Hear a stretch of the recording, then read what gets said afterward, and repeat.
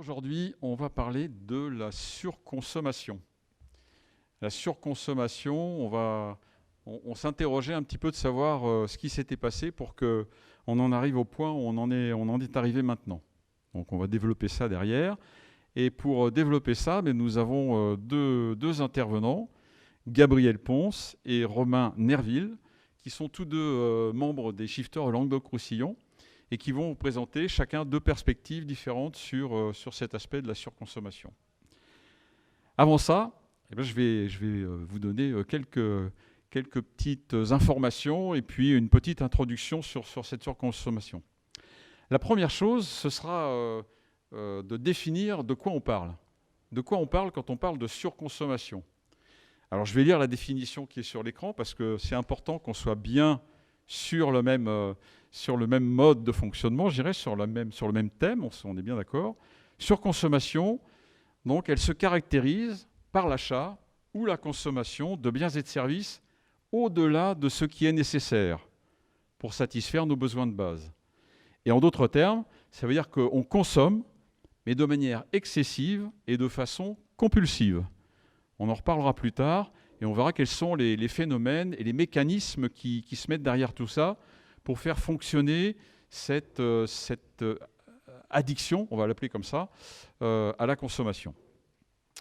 Mais avant ça, je voudrais vous parler de ce qui s'est passé il y a quelque temps et d'où on vient. Donc on est dans les années 1750, on est au XVIIIe siècle. Voilà à peu près, on pourrait dire à quoi ressemble un peu la consommation à l'époque. Et puis on est passé au fil des décennies et en pas très longtemps finalement, parce que là, 18e siècle, on est encore dans un mode de consommation assez raisonnable, on va dire, mais on est vite passé à autre chose, à ce qui ressemble à ce qu'on a aujourd'hui. Et c'est ce que je disais tout à l'heure, on consomme, on surconsomme, on ne sait pas trop. Finalement, à un moment donné, on se demande si on sait vraiment ce qu'on achète. On pourrait se poser cette question. Alors, pour reprendre un peu la chronologie des choses, j'ai fait un petit tableau avec les dates. Et on voit qu'avant 1750, donc bien avant ce XVIIIe siècle, on était plutôt en mode survie. Globalement, la société consommait, achetait ce qu'il lui fallait pour vivre, pour survivre. En gros, c'était ça ce qui se passait. Jusqu'aux années 1900, il s'est installé une espèce de modernité, c'est-à-dire qu'on a vu se développer une consommation chez les couches de la société qui étaient plus riches, les aristocrates, les nobles. Ces gens-là consommaient plus que les gens de la société qui avaient moins de moyens. C'était un aspect de consommation moderne, on va dire. Ce qui s'est passé ensuite au début des années 1900, 1920, 1930, aux États-Unis, est né le consumérisme, la consommation de masse. Donc aux États-Unis, s'est développée une production massive de biens et de services. Et du coup, il y avait une possibilité, une disponibilité de produits qui était absolument énorme. Et donc là, on a vu s'élever cette masse de consommation en une dizaine d'années à peu près aux États-Unis. Pendant ce temps-là, en Occident, il y a eu la guerre, il y a eu les deux guerres qui sont venues, et puis il y a eu l'après-guerre. L'après-guerre, on a vu une démocratisation aussi de la consommation, c'est-à-dire qu'on n'avait plus cette grande séparation entre les couches hautes de la société, des gens qui avaient moins de moyens. On a vu petit à petit cet écart se réduisait, et on voit qu'il y a de plus en plus de gens qui ont accès à des produits qui se ressemblent les uns avec les autres. Donc on a une réduction de cet écart, on a une démocratisation de la consommation qui s'installe entre 1945 et 1980. Ça, c'est pour l'Occident en général, je veux dire, mis à part les États-Unis. Ce qu'on voit en France, par contre, dans les années 50-60, c'est l'installation du crédit à la consommation. Il existait déjà aux États-Unis, dans les années 20-30, il était déjà à cette époque-là mis en œuvre. Il est arrivé en France dans les années 50-60. Qu'est-ce que ça a permis ? Ça a permis à des tas de gens qui n'avaient pas l'argent disponible à l'instant où ils avaient envie de quelque chose, de se le payer. Et donc, ce crédit à la consommation a eu cet effet de continuer d'augmenter la consommation. Autre aspect du crédit à la consommation, ça c'est ce que je viens de dire, c'est un aspect un petit peu négatif finalement. Il y avait un aspect positif, c'est qu'on a vu disparaître tous les usuriers, les prêteurs sur gage, les gens qui prêtaient de l'argent pour que d'autres personnes à l'époque puissent s'acheter des biens ou des produits. Donc ça a permis d'éliminer cette partie un petit peu sombre, un peu négative de la consommation. De 1980 à aujourd'hui, on est de nouveau dans une modernisation de la consommation. On a vu apparaître évidemment toutes les plateformes Internet qui se sont accumulées les unes sur les autres. Et c'est là où on arrive à ce mode de surconsommation. On est sollicité, je dis on, parce que je m'inclus dedans, je nous inclus dedans, on est sollicité en permanence par un tas de signaux, que ce soit des signaux de marketing, de publicité, d'Internet, des plateformes sur lesquelles on va, même les mails qu'on reçoit. Tout ça sont des signaux qu'on reçoit et qui nous incitent à consommer, qui viennent nous dire « Ah, tu as bien envie de ça. Tiens, ça c'est nouveau, vous ne l'avez pas. Et pourquoi vous ne prendriez pas ce bien ou ce service qui pourrait vous aider beaucoup ?» Et puis ce qu'on voit aussi, c'est ce dont je parlais en introduction, c'est cette addiction qui se développe. Dans les études qui ont été faites sur la consommation, on s'est aperçu qu'en fait, la consommation était comme une addiction parce qu'on développe, lorsqu'on achète, on se fait plaisir et on développe de la dopamine. Et finalement, ça fait du bien. Et on aime bien se faire du bien. Et donc, on continue d'acheter pour se faire du bien. On monte en énergie, je dirais, et on a une descente après cette consommation de dopamine qui fait qu'on retombe. Et quand on retombe, on n'est pas bien. Et pour être bien, qu'est-ce qu'on fait? On cherche quelque chose qui nous fait plaisir. Et on va chercher de nouveau un produit qui va nous satisfaire et nous redonner cette dopamine. C'est ce phénomène qui s'est passé et qui est mis en œuvre et qui est maintenu, je dirais, par tout ce qui nous entoure en termes de publicité, marketing, etc., dont je parlais avant. 2005 aujourd'hui, période plus récente, là on pourrait dire qu'on est passé dans une époque d'hyperconsommation. Hyperconsommation parce que tout est à notre portée, tout est facile. Les plateformes de commande sur Internet sont disponibles tout de suite, instantanément, sur votre téléphone. Maintenant, vous pouvez commander ce que vous voulez, n'importe quel produit. Tout est disponible. On a franchi une étape de plus. Et pourtant, j'y reviendrai après, on s'est aperçu qu'il y avait quand même des choses qui changeaient. Alors cette surconsommation, elle a des conséquences.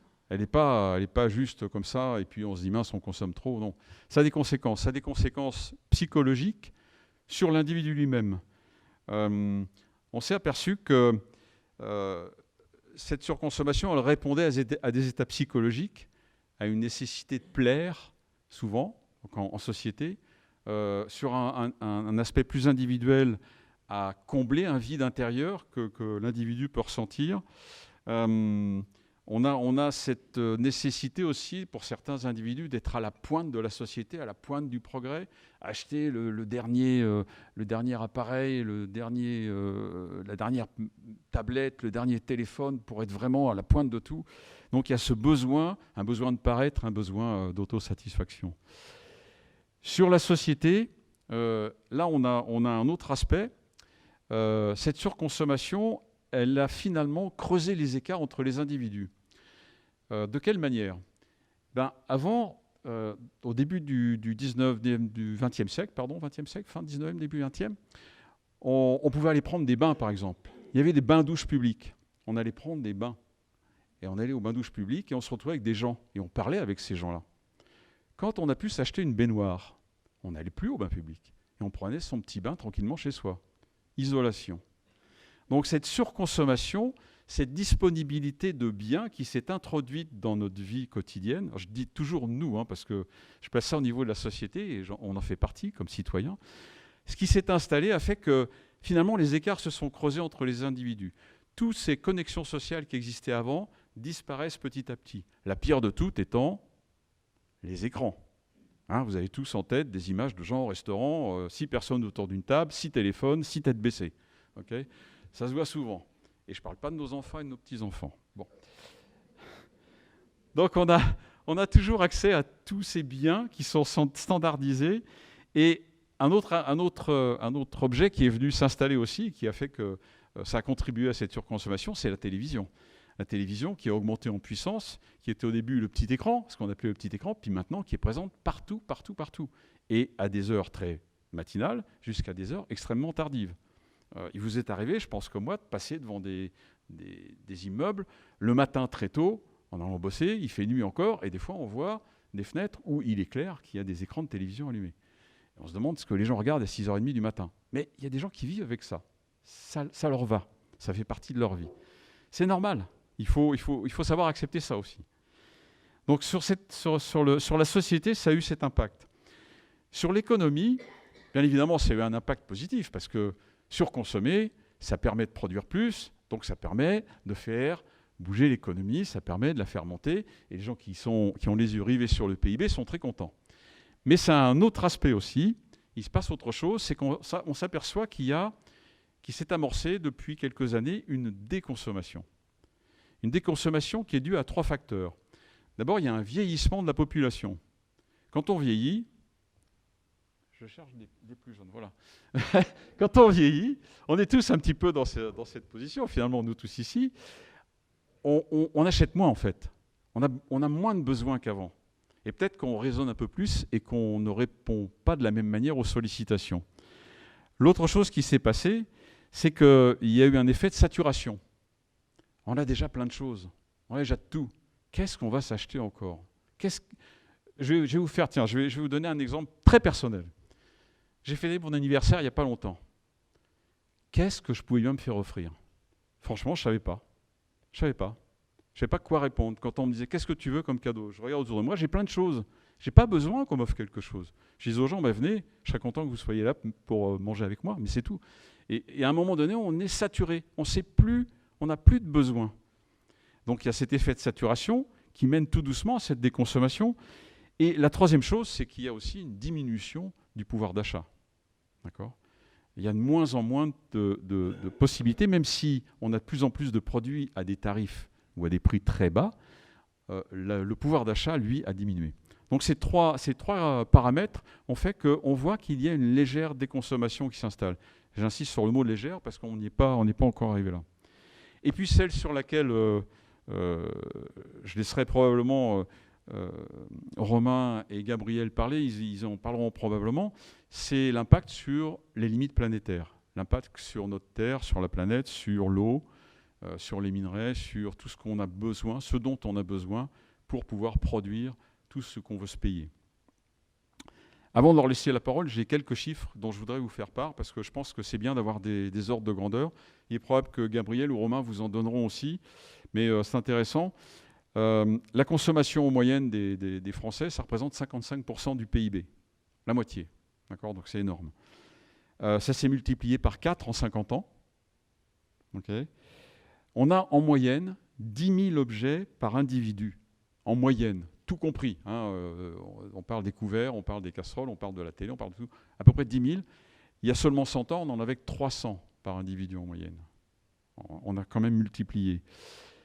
1 euro investi en pub rapporte 7 euros. D'accord ? Vous voyez tous les mécanismes qu'il y a derrière tous ces chiffres quand même. C'est intéressant à savoir. Si on prend la mode, on a tous entendu ces derniers temps ce qui s'est passé au niveau de la mode. Il y a environ, sur la planète, il y a environ 100 milliards de vêtements par an qui sont produits. 100 milliards. Et il y en a environ ça représente environ 3 000 milliards de dollars de revenus. C'est l'équivalent du PIB de l'Angleterre. Okay ? C'est un pays entier. Ça représente 10% des gaz à effet de serre du monde. Donc c'est le maritime et l'aérien ensemble. Okay ? La production de gaz à effet de serre, c'est 10%. Sur les textiles, c'est environ 100 à 110 millions de tonnes par an qui sont produites dans le monde et environ 800 000 pour la France. Okay ? Mais sur ces 800 000, ça c'est par habitant et par an, sur ces 800 000, la majorité c'est de l'entrée de gamme, du fast fashion. Okay ? Et puis on en incinère environ 700 000 tonnes. Okay ? Donc c'est des chiffres qui sont quand même assez frappants. Et puis un dernier chiffre avant de passer la parole à nos invités. On a 39 à 48 pièces vestimentaires par an, par habitant en France. On en consomme 39 à 48. Et la durée des moyennes des vêtements, c'est qu'on les porte environ une dizaine de fois maximum. Okay. Ce sont des recensements qui sont faits, des sondages, qui nous donnent quand même des infos. C'est peut-être pas le cas, c'est peut-être pas nos cas, c'est peut-être pas le cas de certains d'entre vous, mais ça peut être aussi le cas. Voilà. Donc ce qu'on voudrait ce soir, c'est qu'on avec ce avec quoi je vous ai un peu assommé, peut-être, là, tous ces chiffres et ces informations, eh ben, on va continuer avec nos invités pour voir où est-ce qu'on en est, ce qu'on peut faire, ce qui se passe, quels sont les différents points de vue là-dessus. Et je vais laisser la parole à Gabriel pour nous parler de tout ça.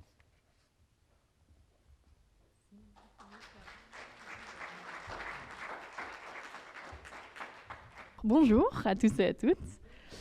Peut-être qu'avant de commencer, ce que je peux faire, c'est me présenter sur qu'est-ce qui m'amène ici.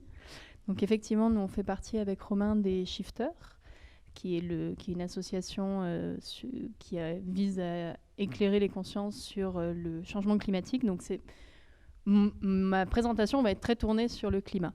Là, je vous parle aujourd'hui parce que on m'a invité ici. Donc moi, mon idée, c'est de vous donner mon avis sur ce sujet-là, avec les connaissances que j'ai. Donc il y a des chiffres qui vous sont donnés, qui viennent, je peux vous donner derrière mes sources, mais qui seront à débattre aussi, puisque c'est un peu le problème qu'on a globalement, je trouve, en écologie, qui est qu'on a accès à beaucoup de données, qui après, on peut retrouver des gens qui disent « Ah mais non, mais en fait, ce chiffre n'est pas bon », parce que effectivement, les chiffres sont manipulables. Ce qui s'est passé quand Jean-Luc disait qu'on avait, en moyenne, on portait 10 fois un vêtement, peut-être que ce n'est pas le cas ici, parce que c'est une moyenne. Donc ça veut dire qu'il y en a qui se portent beaucoup plus et d'autres beaucoup moins. Donc très ouverte à l'idée de discuter de ce dont je vais vous parler derrière. Moi, la façon dont j'ai abordé le sujet, c'était plutôt d'essayer de trouver des solutions que nous, consommateurs, nous, citoyens, pouvons avoir pour avoir un impact sur cette surconsommation. Sachant que mon idée aussi à moi, c'est que quand on parle de surconsommation, je trouve qu'on parle beaucoup de toutes les choses horribles que nous, individus, faisons et que on est tous des très mauvaises personnes, des très mauvais consommateurs qui entraînent une destruction du monde. C'est aussi réduire le problème à juste le problème du consommateur. Donc aujourd'hui, je vais vous parler et de nous consommateurs, mais aussi des choix politiques qui peuvent être faits pour que nous, consommateurs, n'ayons pas ces impacts-là. Et les choix qui sont faits aussi par les entreprises. Alors on commence dans cet ordre-là. Peut-être que je vais commencer par redonner la définition que vous a déjà donnée Jean-Luc sur ce que c'est de la surproduction. La surconsommation, plutôt, vient d'une idée aussi qu'on a surproduit à un moment. C'est-à-dire qu'avec le développement de l'industrie, on a pu produire beaucoup plus de biens que ce qui était nécessaire. C'est peut-être prendre le problème aussi dans l'autre sens que ce qu'on a présenté jusque-là, qui est l'idée que une fois qu'on a produit beaucoup de choses, à un moment, il faut les écouler. Et donc derrière arrive la question d'une offre qui dépasse la demande, donc aussi une stratégie marketing pour écouler ces stocks qu'on a en plus. Une des façons de voir une société qui est surproductrice, on peut parler du bémol, qui n'est pas un de mes concepts à moi, pas du tout, qui est une idée de qu'est-ce qui va pousser une société à surproduire. Le B, on a la notion de besoin. C'est-à-dire que nous, consommateurs, on va consommer parce qu'on a cette impression d'avoir du besoin, un besoin qui, dans le cas d'une société de surconsommation, est créé notamment par la publicité.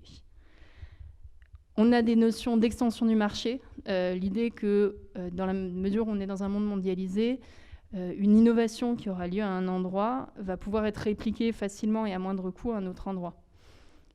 Et c'est ce qu'on voit sur une créatrice de mode qui va créer un nouveau vêtement, va être beaucoup plus facilement repris par des entreprises qui n'ont plus besoin d'avoir une tête pensante et qui ont besoin de reproduire.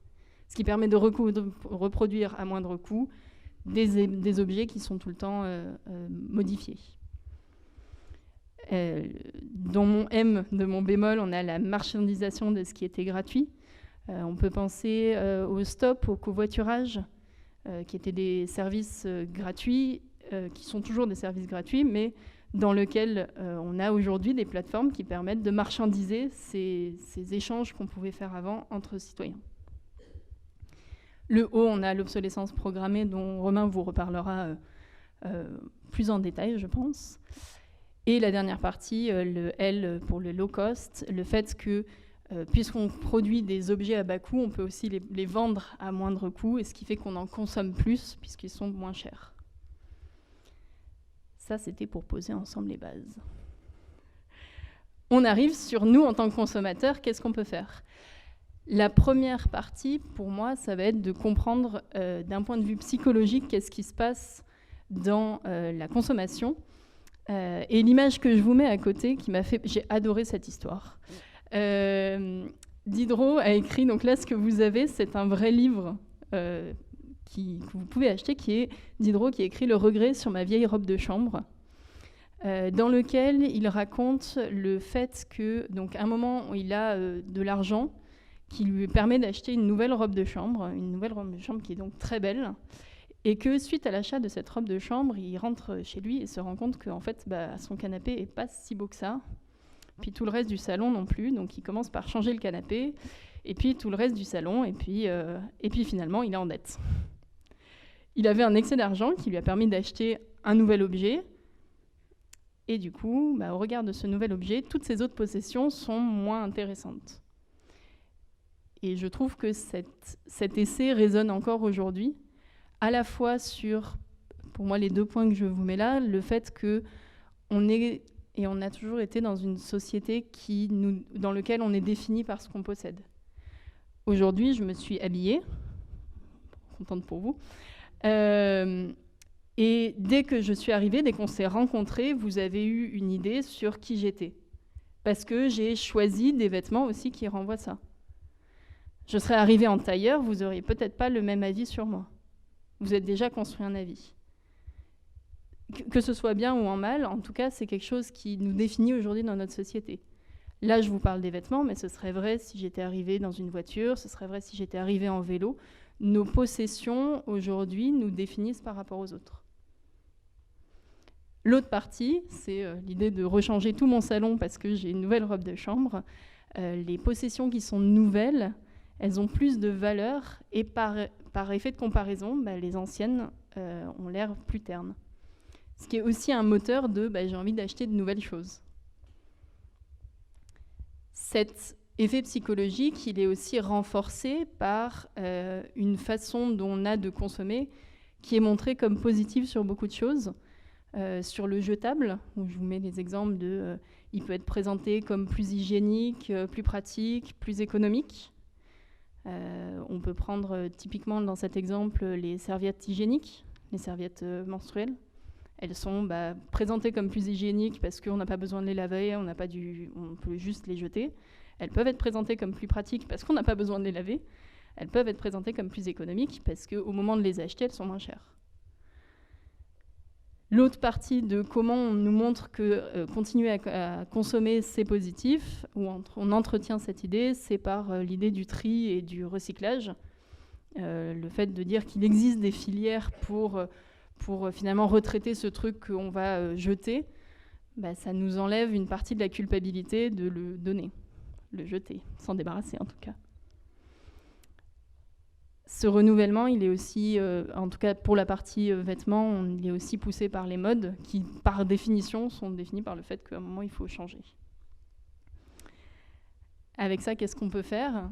En tout cas, sur cette partie, la première étape, ce sera de prendre conscience de ces biais, puisque ce sont des biais qui sont à la fois sociétaux, dans nos façons de discuter entre nous, mais aussi qui nous sont imposés par la pub. La première étape, c'est de s'en rendre compte. Et je trouve que ça marche assez bien. Typiquement, moi, l'exemple de la robe de chambre, je la trouve géniale. De me dire aussi, là, d'avoir changé un truc et de me dire, est-ce que j'ai vraiment envie de changer mon canapé ? Ça m'est arrivé il y a une semaine. De me dire, finalement, j'aime bien ce canapé quand même. Ça ne sera pas suffisant, c'est une première étape. Et pareil pour tout ce qui est la partie renouvellement, où je vous disais le tri, etc. Ça va être une étape de nous, en tant que consommateurs, le fait de le savoir, c'est aussi ce qui aide à mieux réfléchir et à mieux consommer. Moi, ce que je voulais voir avec vous, c'était moins la partie consommateur, qui sera plus vue par Romain. Moi, ce que je voulais voir avec vous, c'était plutôt le reste. Comment est-ce que les entreprises peuvent changer, par exemple ? Je commence par un exemple sur la mode. Alors, je complète les chiffres en disant que on a dans le monde, par personne, 14 nouvelles pièces de vêtements qui sont produites par an. Encore une fois, c'est une moyenne. Ça sous-entendrait que nous, individuellement, en tant que consommateurs, on achète tous 14 pièces de vêtements, en sachant qu'on est dans le monde. Donc on est plus sur des pays occidentaux comme les nôtres, on doit être un peu plus haut. Et la vraie question étant, est-ce qu'on a besoin de 14 nouvelles pièces de vêtements par an ? Ça, je vous laisse en juger individuellement. Ce moteur-là de pourquoi ces 14 pièces qui ont été produites sont écoulées, elles viennent par la pub, puisque ça, on en a pour le coup partout. Tout à l'heure, je vous parlais des problèmes de voir d'une façon positive le fait de changer du jetable ou du tri. Là, je voulais prendre en scope avec vous la partie tri pour les vêtements. On est à 260 000 tonnes de déchets textiles en France. 60% des produits qui sont triés et revendus en fripe. 90% de ces fripes partent à l'étranger. Une des grosses filières d'écoulement de ces fripes, c'est le Ghana, dans lequel, donc en gros, c'est des producteurs, enfin c'est des particuliers qui achètent des balles de vêtements. Donc les vêtements que nous, en gros, on met dans notre petite borne de tri, qui sont amenés à cet endroit, donc qui sont compressés, revendus, achetés par des particuliers qui, eux, vont les revendre sur les marchés. De conséquence à ça, ça veut dire que quand on met dans les centres de tri des vêtements qui sont abîmés, la personne qui les achète, ça lui fait un manque à gagner, puisqu'elle ne va pas le revendre, ce truc-là. Donc, ça lui fait un manque à gagner. 2, puisqu'il n'existe pas de filière de tri du textile abîmé dans le Ghana, là, vous avez une image de où est-ce que ça finit. Ça donne tout de suite beaucoup moins envie de mettre ces vêtements dans la benne à vêtements. Hein. Au niveau des solutions, là, il n'y en a pas 1000. Il y a pour nous, et là, je vous remets une solution pour nous. Je sais, j'avais dit je faisais autre chose, mais là, pour les vêtements, c'est réfléchir à ses achats et limiter l'achat du neuf. Pour la solution au niveau des entreprises sur ça, il y a la question de la pub. Qu'est-ce qui fait qu'on est poussé à acheter autant ? Donc, une des solutions que nous, en tant que citoyens, on peut avoir, c'est rejoindre des collectifs anti-pub. En tout cas, une des solutions que je vous propose. Au niveau des entreprises au global, donc là, je sors de mon scope qui était sur les textiles, une des solutions qu'on peut avoir en tant qu'entreprise, entrepreneur ou salarié, c'est peut-être de repenser les modèles d'entreprise qu'on a. Typiquement, les modèles d'entreprise qui sont des scopes, donc des coopératives où le capital appartient aux coopérateurs, c'est aussi une autre façon de consommer. Et ça, il en existe un type assez large, que ce soit des scopes alimentaires, donc des supermarchés qui sont détenus et tenus aussi par les coopérateurs, vous et moi. Des scopes, vous en avez sur la téléphonie, l'énergie, l'autopartage. Je vous mets un site donc, qui s'appelle les Licornes, qui regroupe les COP qui existent, notamment sur ces parties-là. Moi, je trouve ça épatant à quel point il existe plein d'autres façons de consommer que celles auxquelles on a l'habitude. Et ça, malheureusement, à part en discuter, moi, je suis tombée dedans parce que j'ai des amis qui sont tombés dedans aussi, mais j'ai jamais eu une pub dessus dans l'espace public. Une autre façon pour les entreprises, on peut être sur des réseaux d'entraide collaboratifs, ce qui se fait aujourd'hui avec Wikipédia, ce qui se fait avec Couchsurfing, qui est une plateforme qui permet d'aller dormir chez des gens. Et tout à l'heure, je vous disais, on a monétisé des services qui existaient avant. Couchsurfing, c'est une plateforme qui est payante pour les personnes qui hébergent comme pour les hébergés. Donc c'est une autre solution de consommer. Ça reste une solution dans laquelle on a monétisé quelque chose qui existait déjà. Pour aller plus loin, je vous amène vers une vidéo que les shifters ont fait là à Montpellier de Fabrice Bonifay qui vient parler d'un concept qui est sur l'économie du partage.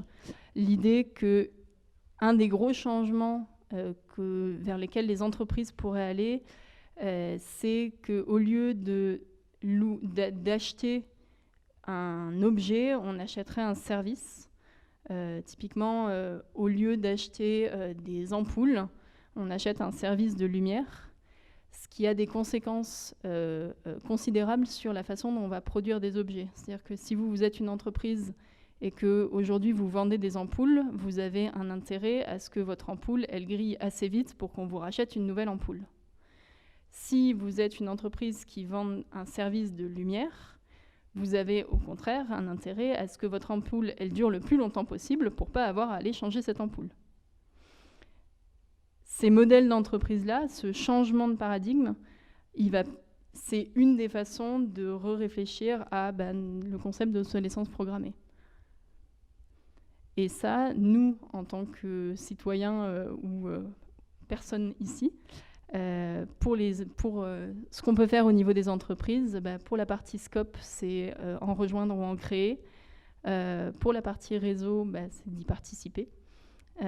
Et pour la partie location de services, c'est peut-être d'y réfléchir individuellement.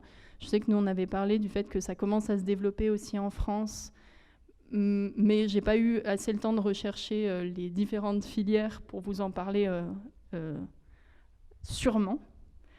C'est ça sur la partie, pour moi, entreprise. La dernière partie dont je voulais discuter avec vous, c'était sur la partie politique.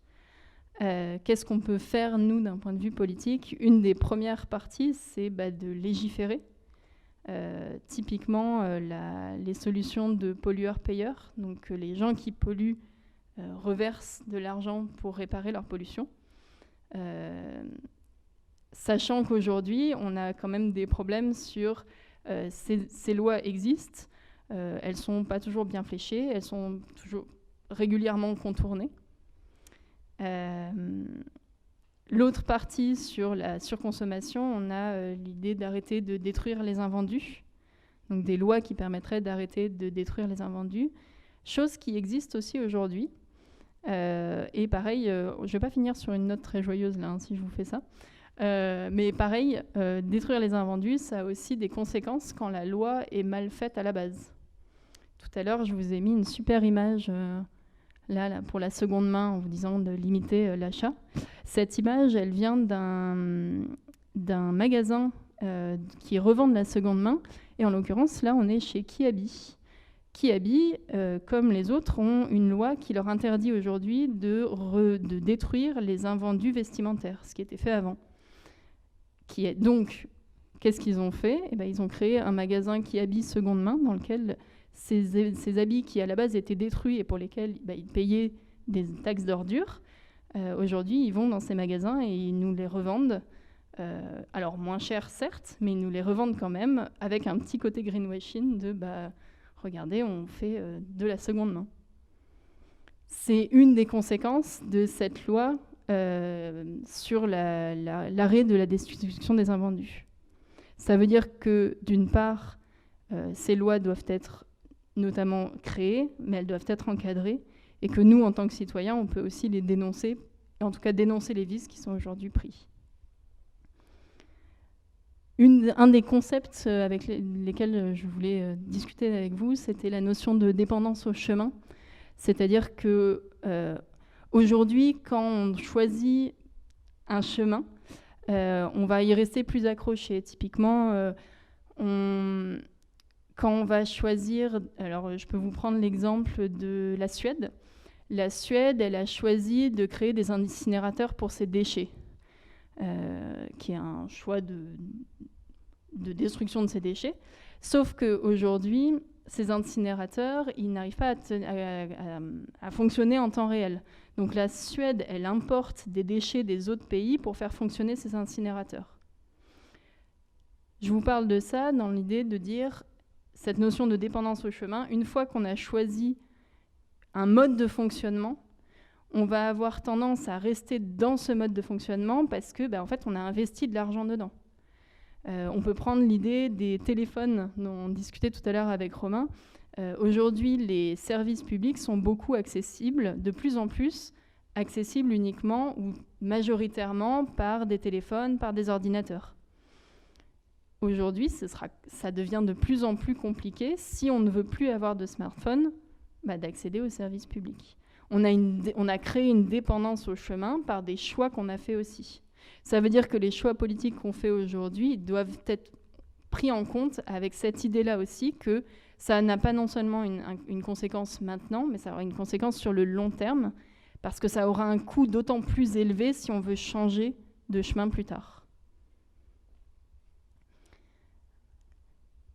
Un des choix politiques qu'on peut faire, c'est de soutenir et aider à développer les alternatives. Encore une fois, je reviens sur le fait que moi, les scopes, à part dans notre milieu, j'en avais jamais entendu parler. J'en ai fini aujourd'hui avec vous, mais je reste à votre écoute pour les questions qu'on fera après, c'est ça ?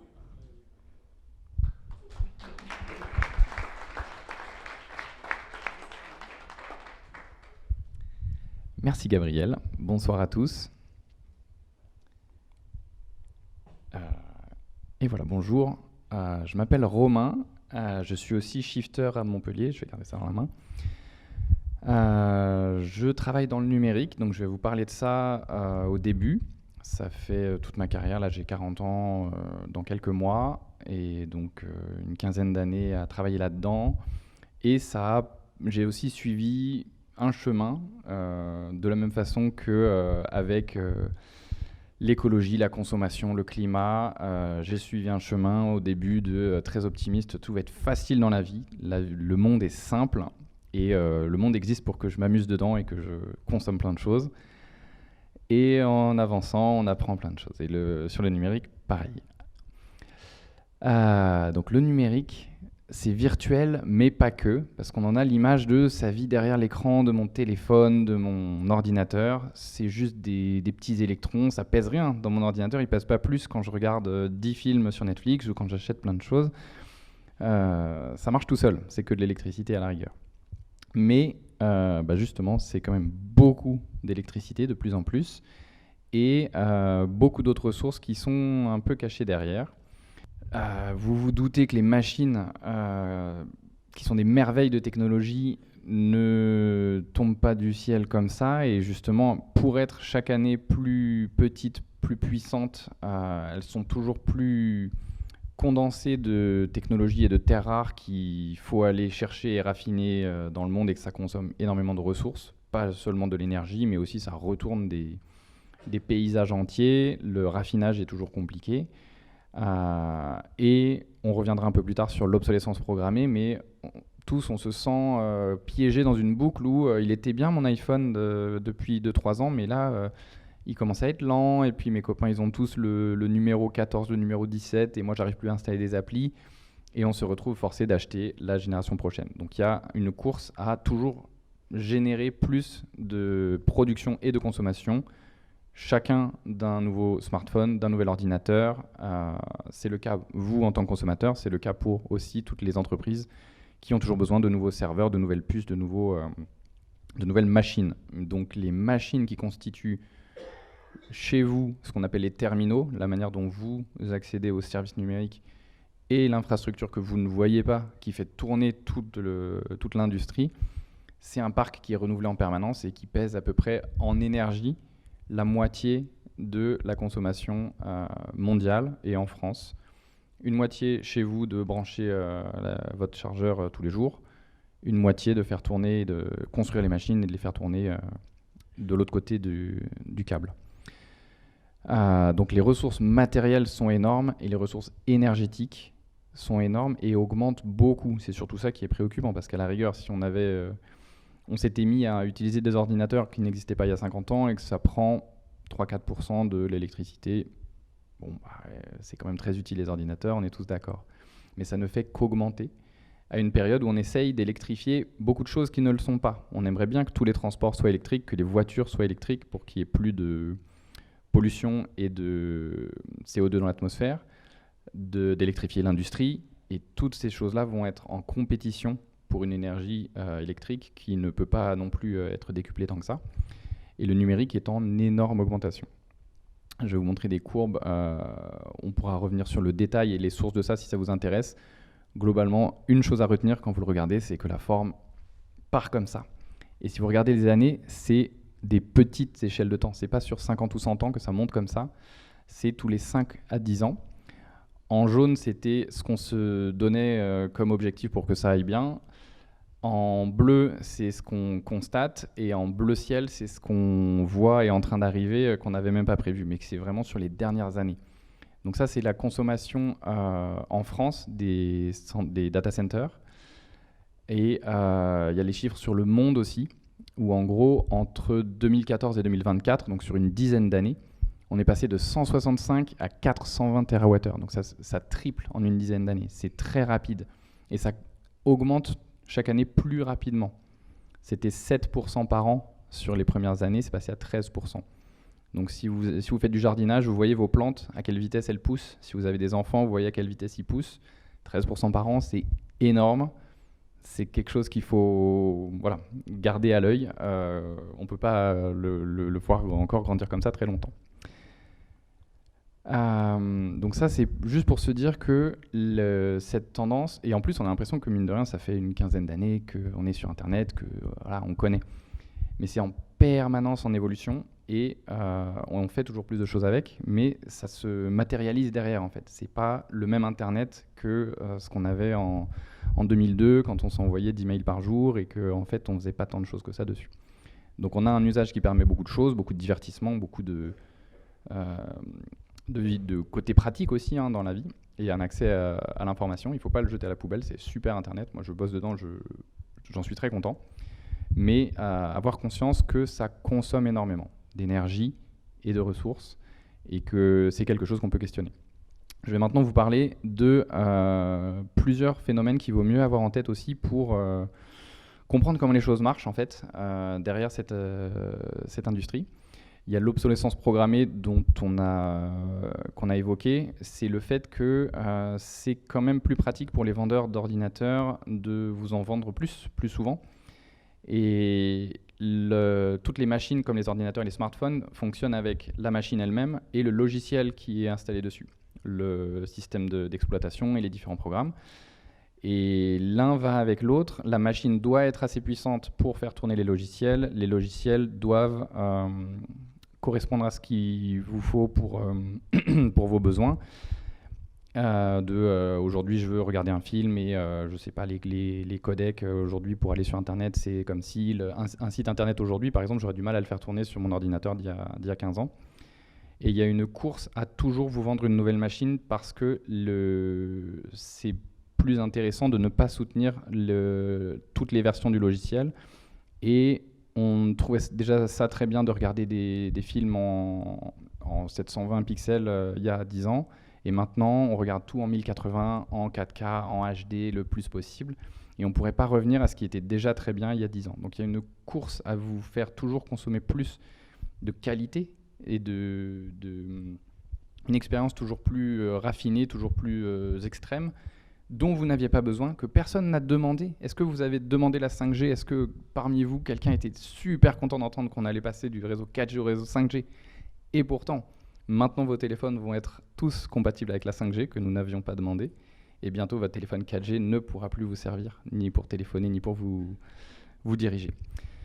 Donc, il faut avoir conscience de ça, essayer de le dénoncer quand on voit les différentes entreprises, essayer de vous fourguer des fours qui fonctionnent à l'intelligence artificielle et qui sont connectés au Wi-Fi, parce que bientôt, sinon, vous serez obligé d'updater votre routeur qui sera plus compatible avec votre four, et ça va vous faire rentrer dans une sorte de course dans la roue du hamster. Et c'est à la base, ça peut être une conséquence inéluctable du progrès et de la complexification de nos vies. Il y a aussi une volonté politique et des entreprises de créer cette obsolescence, et c'est pour ça qu'on l'appelle programmée. Donc ce qu'on voudrait, c'est limiter l'obsolescence à, de temps en temps, il faut changer les générations de machines parce que c'est comme ça, on n'a pas les mêmes voitures qu'il y a 50 ans parce que les airbags et les ceintures de sécurité, c'est quand même pas mal. et les moteurs plus efficaces, c'est quand même pas mal, mais sur les ordinateurs, il y a beaucoup à revoir à ce niveau-là. Un autre phénomène assez marrant, c'est plus récent, ça a été constaté depuis quelques années, ça a un nom depuis seulement 1 an ou 2, la merdification. Est-ce que ça vous dit quelque chose? Levez la main ceux qui ont déjà entendu ce mot. Mais vous avez peut-être déjà ressenti cette impression qu'un service sur Internet, un site où vous alliez, c'était super sympa au début, ça marchait bien, je me sentais bien dessus, je rencontrais des gens super, ça marchait tout de suite, je trouvais ce que je venais chercher, tout de suite. Et puis il y a eu des pubs au début, bon il y en avait 1 ou 2, puis après il y en avait beaucoup, puis c'était pas forcément ce que je recherchais, et puis ça... Il y a de plus en plus ça marche pas bien, je me fais vendre plein de trucs et puis il faut s'abonner maintenant, ils me font payer plein de trucs sinon ça marche moins bien. C'est ça la merdification. C'est une plateforme où au début c'est construit pour vous, pour que vous veniez et que vous veniez avec vos amis. Et vous êtes avec vos amis, tout se passe bien, on est bien entre amis, on poste des photos, c'est très souvent très social. Ça peut aussi être pour aller trouver les services dont vous avez besoin. Les restaurants où vous voulez réserver, une voiture que vous voulez commander pour venir vous chercher, une livraison. Et au fur et à mesure, ça devient de plus en plus, en fait, les concepteurs de cette plateforme vont bouger l'aiguille vers, vous êtes les consommateurs. Ils vont bouger ça vers les producteurs qui vous vendent des marchandises. Parce qu'eux prennent une commission. Ils veulent que les producteurs gagnent beaucoup d'argent et toutes les facilités du monde à vous vendre des choses. Donc il commence à y avoir de la pub, il commence à y avoir de vos informations qui sont transmises toujours plus, qui vous sont demandées toujours plus, qui prennent votre temps et votre attention sur ces plateformes au profit des producteurs. Et ce serait à la limite pas si mal si ça s'arrêtait là, parce que les producteurs sont aussi vous êtes sûrement tous des professionnels, d'anciens professionnels, et vous avez besoin de trouver vos clients, de trouver votre audience. Nous, les shifters et les cafés citoyens, on est bien contents de vous trouver sur Internet, de montrer des vidéos et de faire venir vos amis sur des plateformes comme ça. Mais les plateformes, ce sont des entreprises basées en Californie avec un actionnariat mondialisé. Et leur but, c'est aussi de faire payer les producteurs sur ces plateformes-là. Et donc, au final, même les plateformes les producteurs, deviennent otages des plateformes comme vous et moi en tant qu'utilisateurs, en tant que consommateurs. On se retrouve coincé sur ces plateformes parce que qui a envie de partir d'Instagram ou de WhatsApp parce que j'ai toute ma famille, ça fait 10 ans que je mets les photos là-dessus. Comment moi je vais aller sur une autre messagerie, sur un autre réseau social si tout le monde est là depuis 5 ans, 10 ans avec le même réseau social. Et c'est là que je vois, que je suis les personnalités, les marques que j'aime bien, etc. Donc il y a cet effet ça s'appelle un effet de réseau. Plus les gens se sont rejoints tous ensemble au même endroit, plus c'est dur de quitter pour aller créer un nouveau réseau. En fait, ça demande un effort socialement qui est coûteux d'aller sur la nouvelle plateforme. Est-ce que peut-être des gens dans votre entourage vous ont dit « c'en est trop », Meta et Facebook, ils ont encore fait je ne sais quoi avec les données des gens du monde entier, ils ont mal géré les différentes données où ils ont laissé faire des groupes politiquement discutables, on pourra en discuter après exactement dans le détail. On ne devrait pas les soutenir en allant sur leur site et en consommant toute leur publicité. Allons sur Signal, allons sur une autre alternative. Et en fait, c'est dur. Les gens qui essayent de faire ça, c'est une initiative très louable et en fait, c'est beaucoup plus dur que ce qu'on pensait de juste créer l'autre réseau social. Et donc ça fait que les opérateurs de ces réseaux sont libres de en fait, extraire toujours plus de valeur et des consommateurs et même des producteurs. Et c'est plus dur que ce qu'on pense de partir de quelque chose dont on n'avait pas besoin à la base et où on n'était pas il y a 10 ans. On pourra revenir plus en détail là-dessus si vous avez des questions. Les crypto-monnaies, est-ce que vous voyez ce que c'est? Levez la main si vous voyez à peu près. Ok, ça a l'air assez flou. C'est très compliqué de toute façon, c'est assez... ça prend un peu toutes les formes. Disons simplement que ça génère beaucoup d'argent pour un très petit nombre de gens, mais que ça consomme beaucoup de puissance et de matériel informatique, et que ça fait partie du paysage. On a du mal à s'imaginer que ça en reparte facilement. Et ça va consommer une part grandissante de l'informatique, et surtout, encore plus, j'ai mis AI, mais ce serait IA en français, l'intelligence artificielle. Est-ce que vous avez vu aussi là sur les 2 dernières années entendu parler de ChatGPT, OpenAI, ces produits-là? Comment? Non, c'est plus effectivement, c'est très nouveau, mais je suis rassuré que j'imagine que vous en avez entendu parler, et justement, c'est très prévalent. C'est justement bien que vous ne les utilisiez pas trop, et en même temps, c'est terriblement facile à utiliser, justement. Un peu comme l'étaient à l'époque les moteurs de recherche. On allait sur Internet, alors là, je vais parler plus pour les plus anciens, où il n'y avait pas de moteur de recherche au début, il fallait connaître les sites. Après, il y avait les premiers moteurs de recherche, mais il fallait savoir un peu les naviguer. Et ça s'est mis à marcher de mieux en mieux, et c'est très plaisant d'aller sur Internet. Après, il y a eu les réseaux sociaux où on n'avait plus besoin de moteur de recherche, on se laissait un peu guider par les gens. Et là, ça devient, on peut vraiment parler, raconter sa vie, parler à l'oral. Ça marche très bien, et c'est capable de tout faire, en apparence, bien sûr. Mais ça consomme énormément. C'est vraiment comme si l'ordinateur, nous, on voit juste notre écran et notre ordinateur, on a vraiment l'impression que c'est un programme comme les autres, comme c'était à l'époque, comme n'importe quel autre site que je consulte, alors que derrière, c'est vraiment des énormes data centers. Chaque data center, c'est l'équivalent. En gros, ils passent commande là pour des nouvelles centrales nucléaires, juste parce que c'est l'échelle de grandeur dont on parle. Juste OpenAI, qui est la plus grosse, l'une de ces boîtes-là, ils ont levé, je crois, 60 ou 70 milliards de dollars, qui sont déjà en train d'arriver à bout parce que ils construisent et ils consomment énormément de ressources, et ils sont déjà là, alors que la boîte a quelques années, en train de relever 2 fois plus d'argent. Donc c'est une course très récente qui va très très vite, encore une fois pour quelque chose qu'on n'a pas demandé, qui risque de nous enfermer dans des pratiques un peu coinçantes comme ça, où on va se retrouver avec des choses qui sont très pratiques, qui nous disent exactement ce qu'on a envie de lire et envie d'entendre, mais qui sont des sortes d'impasses complètement gérées par des gens qui ne sont pas dans la pièce ici et qui n'ont pas nos propres intérêts à cœur du tout. Donc ça, c'est un peu... voilà, c'était la réflexion plutôt sur le côté ressources terrestres, matérielles et énergétiques, qui sont limitées, et qui... c'est comme si l'industrie numérique n'avait pas du tout eu l'info que là, on commence à faire attention aux ressources. Toutes les industries se disent, le transport, la fabrication, on parlait de la mode, qu'il faut essayer d'économiser, et le numérique est en train d'exploser. Donc c'est préoccupant. Il y a aussi une chose intéressante, c'est l'économie de l'attention. Il y a une ressource qui n'est pas terrestre, mais qui est limitée et extrêmement précieuse, c'est notre attention. Le temps qu'on passe sur les écrans, la charge cognitive que ça représente n'est pas infinie, elle n'est pas inextensible, et les gens qui travaillent sur ces services sont les meilleurs du monde depuis des décennies.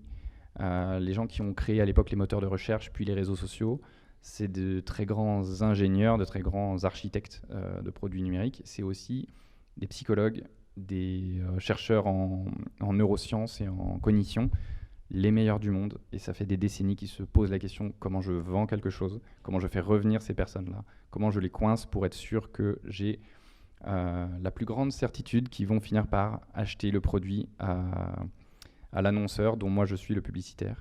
Et ils ont créé ce monde, en fait, cette espèce d'évolution propre au numérique du capitalisme, où ça a toujours été, il y a des investisseurs qui se disent je veux investir dans une boîte qui vend des choses, et je veux qu'ils en vendent plus pour comme ça revenir sur mon investissement, et eux qu'ils en vendent encore plus, et ça grossit comme ça, avec une notion de certitude, de contrôle sur je veux savoir ce qui va se passer pour mieux prévoir. C'est ça les entreprises dans lesquelles un investisseur a envie d'investir. Et ces entreprises du numérique sont particulièrement dédiées à capturer un maximum d'informations sur leurs utilisateurs, vous et moi, pour vendre à leurs annonceurs, les publicitaires qui leur payent leurs revenus. Google, c'est 98% de leur chiffre d'affaires, c'est de la pub, alors que nous, c'est gratuit pour nous. Ils vendent la certitude sur ce que vous allez faire en ligne. Et les milliards qu'ils génèrent chaque année, c'est parce qu'ils sont très très bons à le faire, et c'est parce qu'ils capturent une quantité phénoménale de données sur nous, Et c'est quelque chose dont on commence à avoir conscience, mais vraiment, on a toujours un train de retard sur à quel point ces données existent partout, sont vendues, repackagées, revendues, à quel point elles disent plus que ce qu'on pense sur nous et nos comportements. Je vous rassure, ces entreprises-là en ont rien à cirer, moi, quand je suis sur Internet, de savoir que je suis Romain Nerville et que je suis là au Gros du Roi ce soir. Ça ne les intéresse pas, mon cas particulier. Ce qui les intéresse, c'est d'avoir une certitude proche de 100% que s'ils me montrent tel stimulus, telle publicité, tel film, je vais réagir ensuite de telle façon. Donc c'est capturer un maximum d'informations sur moi. Et avant, c'était Romain Nerville est sur le site j'aime-les-baskets.fr. Probablement, si je lui mets une pub sur des baskets, il va vouloir en acheter. Ensuite, c'était il est allé sur tel site, tel site, tel site, tel site, même s'ils n'en sont pas l'opérateur. Google et Facebook savent tous les sites sur lesquels vous vous rendez parce que tous ces sites-là ont un bouton Facebook et leur envoient. Donc même si vous n'avez pas de compte Facebook, c'est ça aussi qu'il faut comprendre, c'est que c'est très dur de leur échapper. Pour ensuite vous montrer ce qu'on disait, une avalanche d'informations, de contenu, d'images qui va influencer votre comportement en ligne et votre comportement dans ce qu'on appelle hors ligne. Et malheureusement, ils sont très très bons à ça, c'est dur de s'en défaire. J'ai lu le super bouquin d'une autrice et chercheuse américaine qui s'appelle Shoshana Zuboff sur le surveillance capitalism. Mais donc ces boîtes-là sont plus que des publicitaires, on va dire, et créent un monde qui est intéressant de connaître et d'essayer de ne pas importer trop en Europe. On a le RGPD et des choses comme ça qui sont vraiment des bonnes choses que je vous invite à soutenir. Deuxième partie, moins sur le numérique. Moi, c'était ça mon domaine d'expertise, mon expérience professionnelle. Après, c'est plus un chemin personnel sur, en général, la transition. Là, j'ai rejoint les Shifters il y a 5 ans maintenant. J'habite à Paris et ensuite beaucoup à Montpellier là, depuis 4 ans. Et comme je vous disais, j'ai commencé ma carrière à San Francisco, le cœur du réacteur de l'industrie numérique, il y a une 15aine d'années. Et j'étais super content là-bas de me dire je bosse pour une industrie qui va comme ça très vite, très fort, qui change le monde entier, qui le révolutionne. Et il faut tout changer parce que quand on a une 20aine d'années, on trouve ça trop cool de tout changer, on ne voit pas le problème. Et l'écologie, c'était pareil. Je faisais confiance au fait que tout était pour le mieux et que on se fait plaisir et qu'il n'y a que ça qui compte. Et donc c'était pour partager un peu nos vécus sur comment on passe un peu à l'étape d'après et dans un monde où qu'est-ce que la surconsommation, comment essayer d'être un meilleur citoyen, on va dire, et quelles sont les choses qui marchent bien et les choses plus difficiles. Sur la surconsommation, mon ressenti, c'était que c'était quelque chose de très social. C'est souvent par rapport aux autres qu'on consomme. Les vêtements, c'est pour être vu dans ces vêtements souvent, parce que sinon on aurait toujours les mêmes combinaisons très pratiques. On serait en pyjama, je pense, globalement, si on vivait tout seul tout le temps. C'est parce qu'on va en vacances avec les copains, qu'on fréquente sa famille, qu'on a vu ses parents avoir un certain style de vie, qu'on se dit, moi, il me faut une maison comme ci, une voiture comme ça, mes potes, ils font ça en vacances, je dois être au niveau. Donc il y a une forte dimension sociale, et j'imagine que c'est beaucoup aussi lié à l'âge, où effectivement, peut-être que dans la vingtaine, on se dit, j'ai mes premiers salaires, je ne sais pas encore exactement qui je suis, j'ai un paquet de gens à impressionner, et des choses à tester, des nouvelles personnes à rencontrer. Ah, mais en fait, je suis peut-être plus un mec jean ou salopette, il faut que je change, il faut que j'achète les deux. Et qu'après, on se fait plus confiance, on a moins besoin d'impressionner des gens et que ça rediminue un petit peu.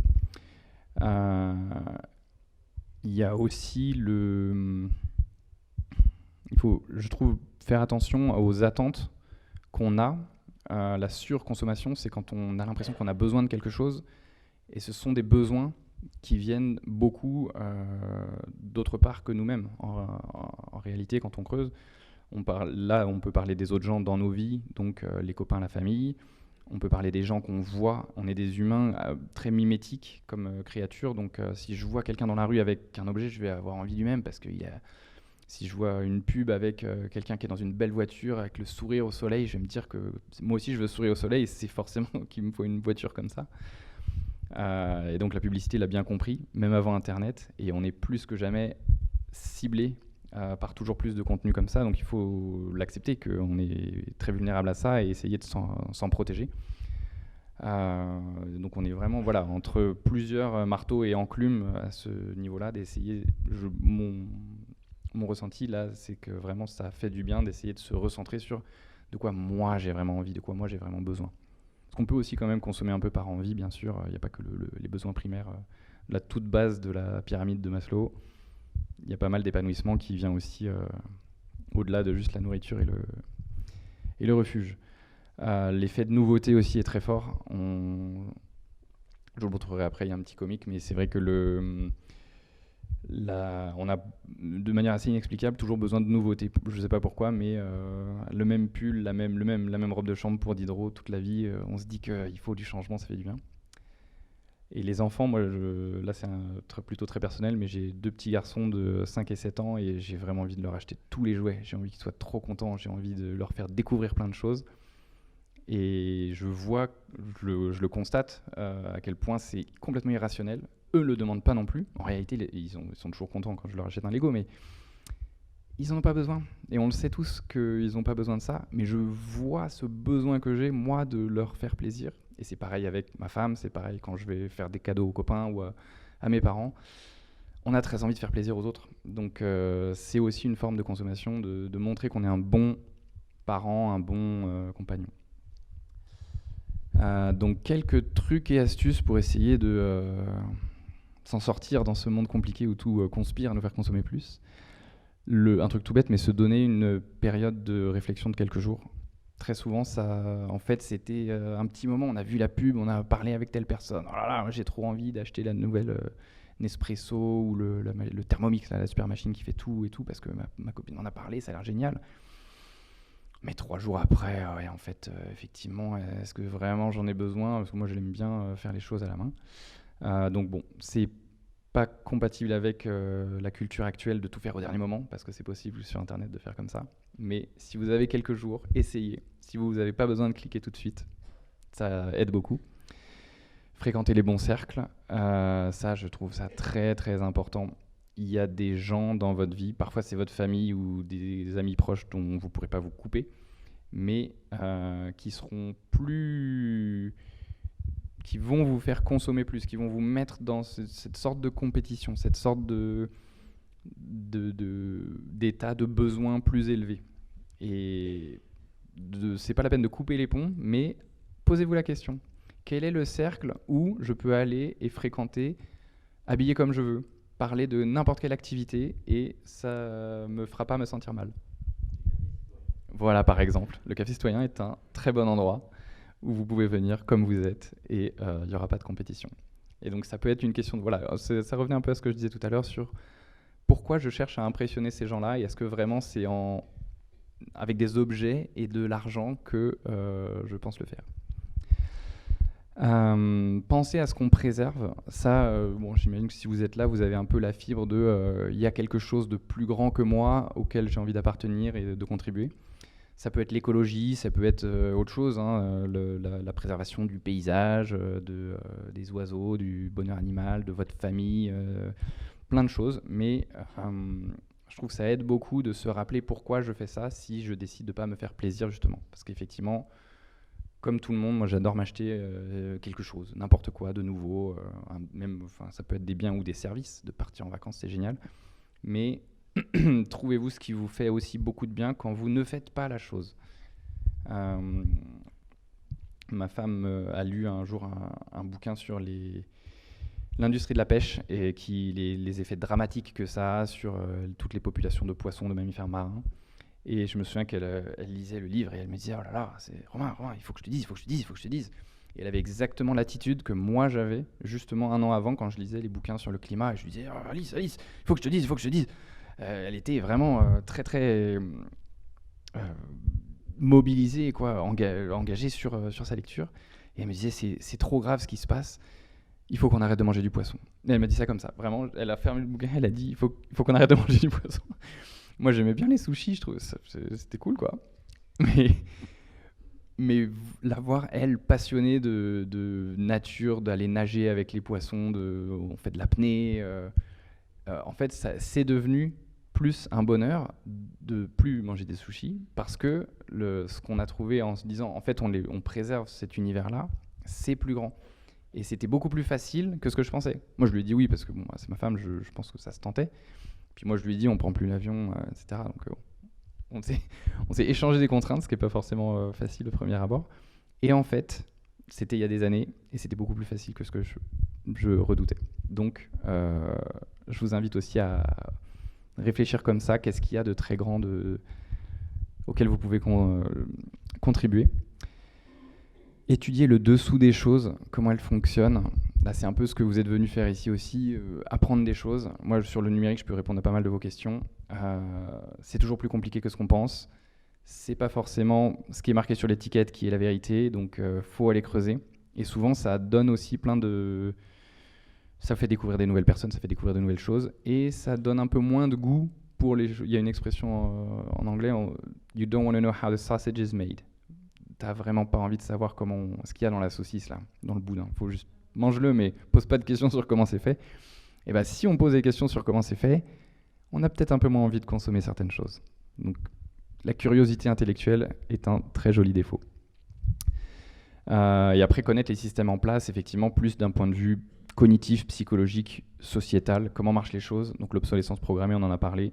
C'est normal que vous ayez l'impression de vous faire avoir avec les nouvelles, à devoir acheter un nouvel iPhone.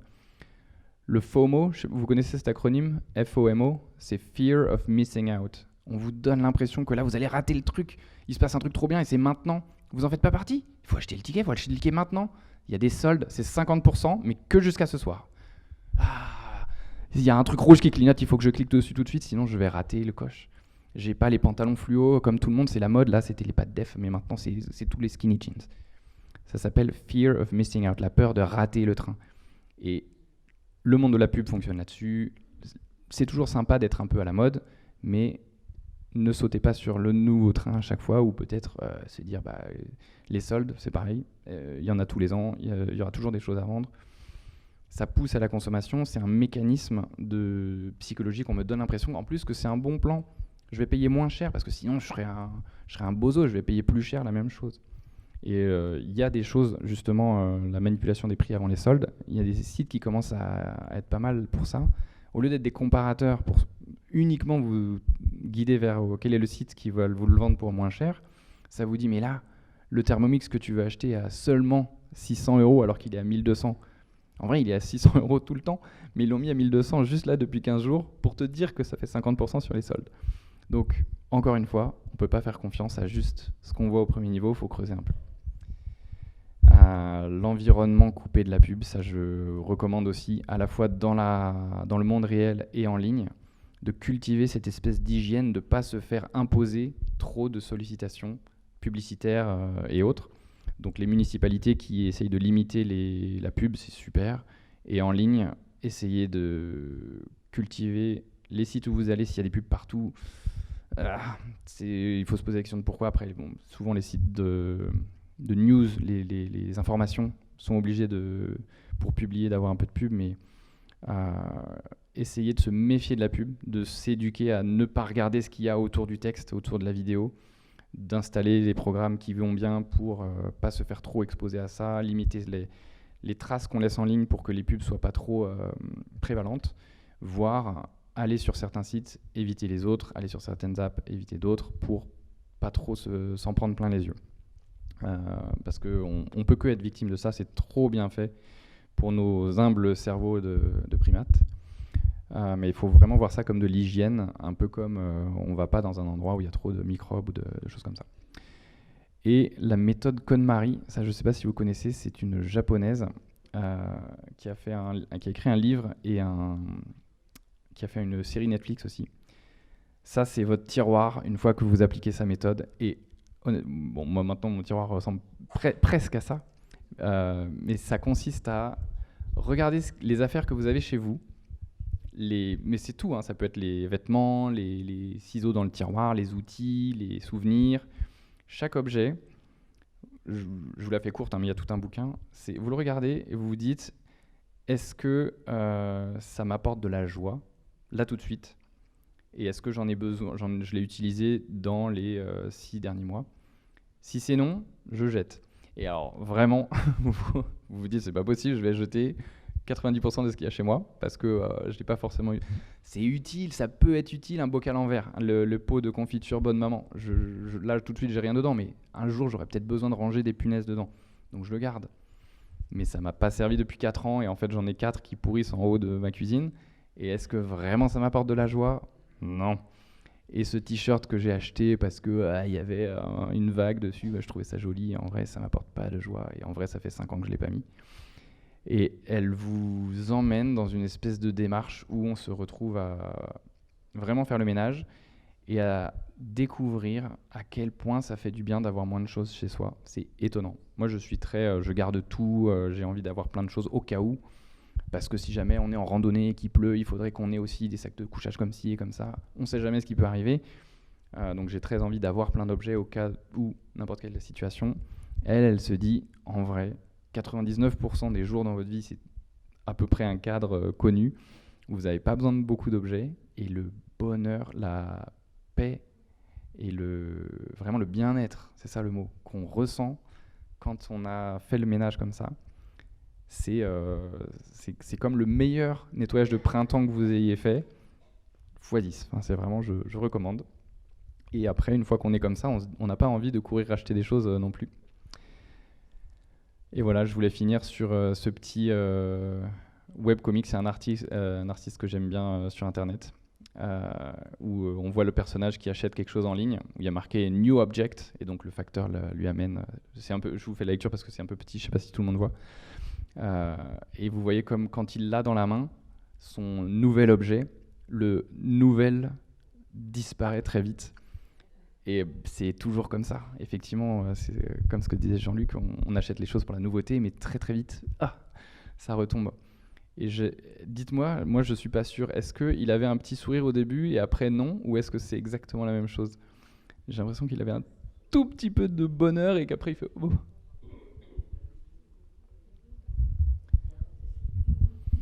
Donc voilà, souvenez-vous que c'est toujours très très bref. Pour finir, donc effectivement, comme cette idée de surconsommation, c'est beaucoup avec les autres. Il y a aussi une notion quand on commence à essayer ce chemin de se dire je vais moins consommer proactivement. Ça coûte un peu. On a envie que ça ait un effet et clairement, moi tout seul, avec Gabriel et Jean-Luc et Thierry, ça fait pas beaucoup par rapport à 8 milliards d'habitants. On veut que les autres s'y mettent. Comment on fait ?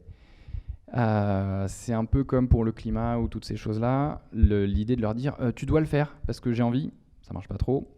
Tu dois le faire parce que moralement c'est bien, ça marche pas trop. Et globalement, on peut pas forcer les gens. Il faut accepter que chacun le fait à son rythme, qu'il y en a qui le feront jamais, que c'est ok de se fréquenter quand même, parce que souvent c'est des bons amis, de la famille, etc. Mais que c'est pas exclu qu'ils s'y mettent à un autre moment. Moi j'ai fait ça à tel âge, en telle année.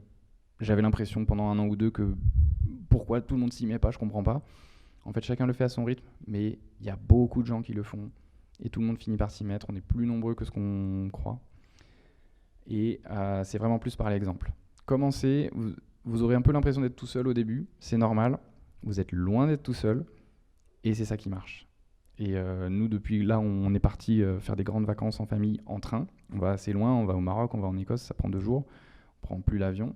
Et on voit des copains autour de nous avec des enfants en bas âge qui se disent « Oh là là, c'est galère ce que vous faites, mais on va le faire aussi. » Et on ne pensait même pas, nous, le faire comme quelque chose que les gens imiteraient. Et en fait, ça prend. Donc, je vous conseille de croire au fait que ça va marcher, de faire ça. Ne pensez pas qu'il faut attendre que les autres s'y mettent pour commencer. Et vous pouvez le faire à votre rythme, évidemment. Et sinon, comme approche aussi, comment on se fait du bien si on arrête d'acheter les nouvelles choses ? Il y a toute une façon de vivre sa vie qui ne consiste pas à acheter justement et à être consommateur quand on peut être participant, producteur, contributeur. Alors là, c'est très vague, mais là, par exemple, ce qu'on fait ce soir, c'est une forme de non-consommation, d'activité qui n'est pas vraiment du divertissement et de la consommation. Et participer à tisser des liens localement, surtout, ça c'est très important par rapport à... On a l'impression que le monde est complètement globalisé. Faites des choses avec vos voisins, faire pousser des choses, apprendre quelque chose, constituer une association, toutes ces choses-là, ça permet de complètement remplacer les petits pics de dopamine de je suis tout seul dans mon salon et j'achète des films et des vêtements. Et voilà, moi personnellement en tout cas, ça me remplit complètement et je vois plus trop pourquoi j'avais envie d'acheter et de consommer tant de choses avant. Et voilà, je vais passer le micro. Merci pour votre patiente écoute. Merci beaucoup Romain, et merci aussi Gabriel pour vos témoignages. Je vais juste faire une petite réflexion avant de vous passer la parole. Il y a quelque chose avec Catherine qu'on s'est dit quand on préparait ce café citoyen. On s'est dit que c'était intéressant quand même que notre génération, la vôtre, la mienne, on n'est pas loin de la génération d'après-guerre, donc celle de nos parents, et on a une vision complètement différente de cette consommation. C'est ce que je disais tout à l'heure, ils achetaient pour survivre quasiment. Ils sont sortis d'une période où on achetait pour survivre. On n'était pas très loin, nous, on n'est arrivé pas très loin derrière. Moi, je suis né en 56, donc c'était pas très vieux. Et qu'est-ce qu'on voit arriver aujourd'hui? Cette surconsommation et cette déconsommation dont je parlais tout à l'heure, et surtout cette vision que nous ont proposée ces deux représentants d'une autre génération, qui est la génération de nos enfants quasiment. Donc c'était intéressant, on a trouvé que c'était intéressant d'avoir cette vision où on est passé, nous, par pratiquement ces trois périodes, survie, consommation, surconsommation, avec ce qu'eux voient et la manière dont ils le voient, et ça nous a paru intéressant d'avoir leur point de vue. Voilà. Je vous passe la parole. Si vous avez des commentaires, des questions, dites-moi. Dites.